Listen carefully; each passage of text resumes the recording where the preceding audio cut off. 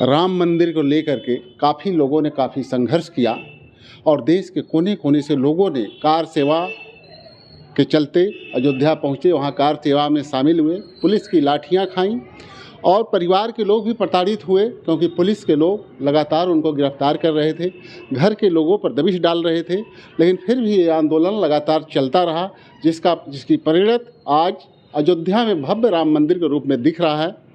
हमारे साथ उस समय के कार सेवक वयोवृद्ध जगदीश गुप्ता जी हैं। जगदीश गुप्ता जी ने बहुत सारे लोगों के साथ अशोक सिंघल जी, महंत अवैधनाथ जी के साथ संघर्ष किया और काफ़ी जेल में भी गए, पुलिस से भी संघर्ष किया। आइए हम उनसे जानते हैं कैसी रही उनकी यात्रा और आज राम मंदिर का जो भव्य रूप बनकर तैयार है उसके विषय में आपका क्या कहना है। जैसे आपने कैसे शुरुआत हुई? मेरी शुरुआत तो जैसे हम पकड़े हुए हैं। हाँ जी, हम लोग आरएसएस के स्वयंसेवक हैं और सन 44 से हैं। अशोक सिंघल जी गोरखपुर में प्रचारक रहे हैं, हमारे साथ कबड्डी खेले हैं वो। अशोक सिंघल जी? हाँ, अच्छा। हमारे साथ ट्रेनिंग लिए हैं संघ का, तृतीय वर्ष सन 51 में नागपुर में 30 दिन हम लोग साथ रहे। आपकी उम्र कितनी हो गई? 90 साल। 90 साल। हाँ, सन 51 में वो, हम और एक लोग और मर गए हो। सब लोग ने ट्रेनिंग में थे नागपुर में 30 दिन। गोलवलकर जी हम लोग के साथ 30 दिन थे, लगातार 30 दिन थे। तो ऐसे समय में सिंघल जी हमको जानते थे, हमारे घर जगाने आते थे। घाचकटरा में हमारा मकान था और उनके साथ रहा हूँ, उनका सानिध्य मिला है।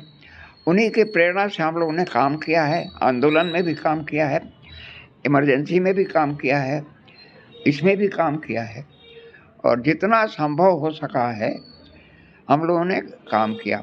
और मेरा स्वभाव है कि मैं ग्रुप के साथ रहता हूँ, अकेले समूह में।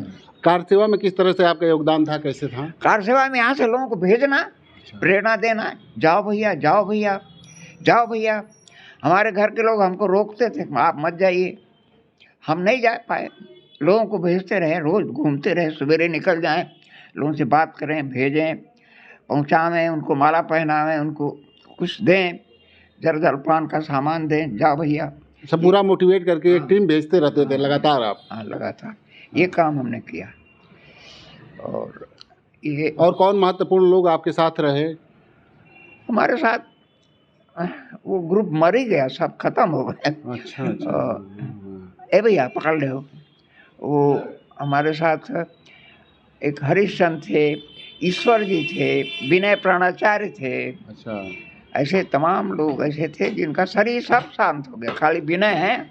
मदन जालान जो गणेश होटल के प्रोप्राइटर थे वो साथ थे काफ़ी दिन तक। मदन जालान हमारे साथ। वो भी संघर्ष में शामिल थे? खूब थे, इमरजेंसी से ही शामिल थे और हमारे साथ सहयोग करते थे। हमारी राय उनकी राय एक हो जाती थी हर काम में और वो बकअप भी करते थे। और अरे वैश्य बिरादरी होने के बाद भी वो डरता नहीं था, पहलवान डरता नहीं था और वो अंत तक काम करता रहा। वो भी नहीं है, बेचारे मर गए। बड़े मान जी अवैधनाथ जी थे? हाँ, अवैधनाथ जी से मैंने 2 बार मिला हूँ। अच्छा। और कई योजनाएं उनके सामने दी। कहते तुम्हारी बात तो सही है भाई, मगर एक हमने योजना बताई थी उनको तो बड़ा पसंद हुए। तो कहे कि भाई देखो, मंदिर में मत सोचना, कहीं और जगह लो और शुरू करो, हम सहयोग करवाएंगे। मैंने निराश्रित बच्चों का पालने का काम हमने उनसे प्लानिंग बताया, कि बहुत अच्छा काम तो है। जब घोष कंपनी पर आप आंदोलन किए थे और पुलिस ने पकड़ी थी, वो किस तरह का मामला था, कैसे? वही आप अवहेलना कर रहे हैं, कानून की अवहेलना कर रहे हैं, सरकार की अवहेलना कर रहे हैं आप, नियम का, चलिए जेल चलिए।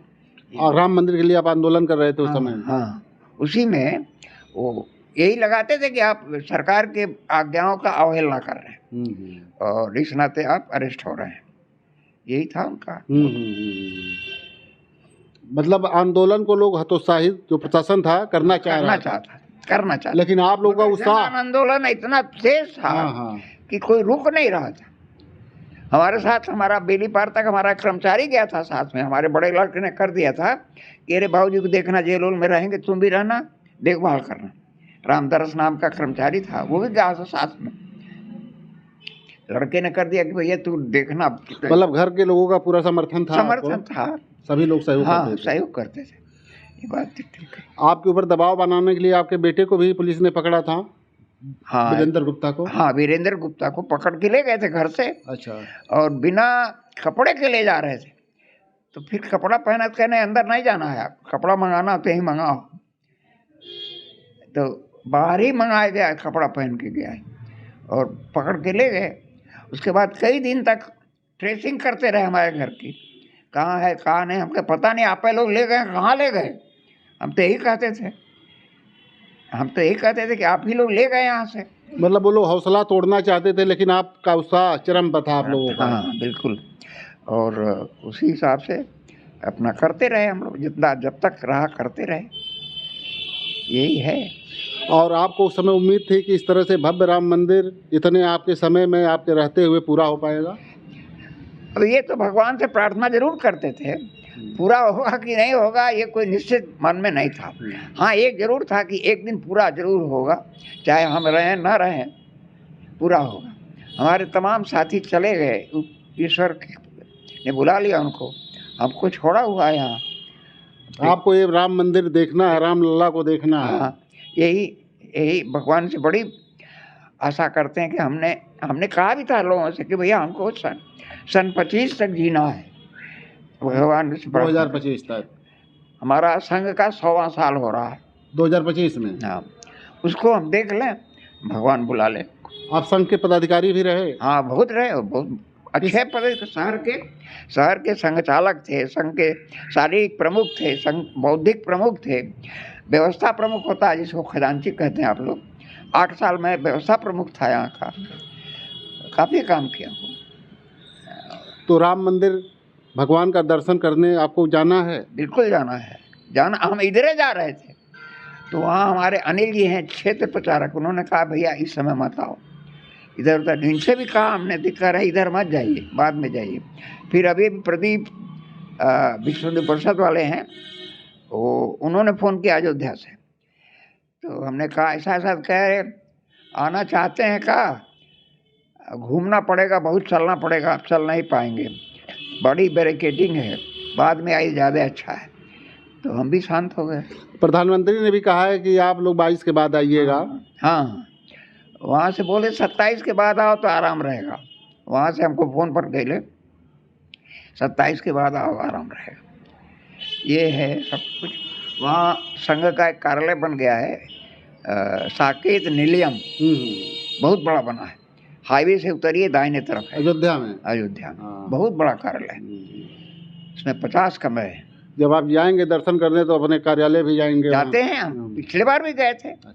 बन गया था, हम लोग गए थे, वहाँ चाय पिलाए सब लोगों ने हमको, और नित्य गोपाल दास से मिलवाया हम लोग।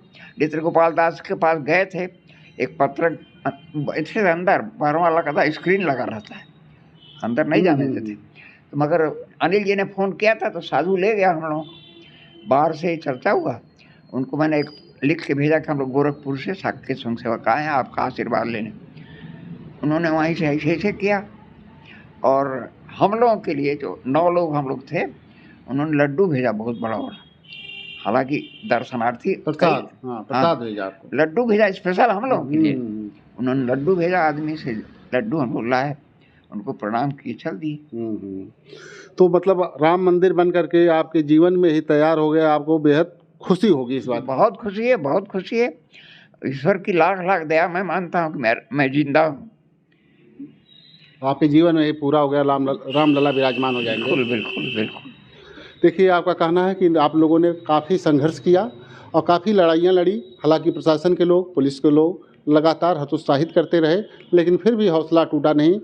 आपके पुत्र वीरेंद्र गुप्ता भी इस संघर्ष में शामिल है, वो भी हमारे साथ हैं, उनसे भी हम बात करते हैं।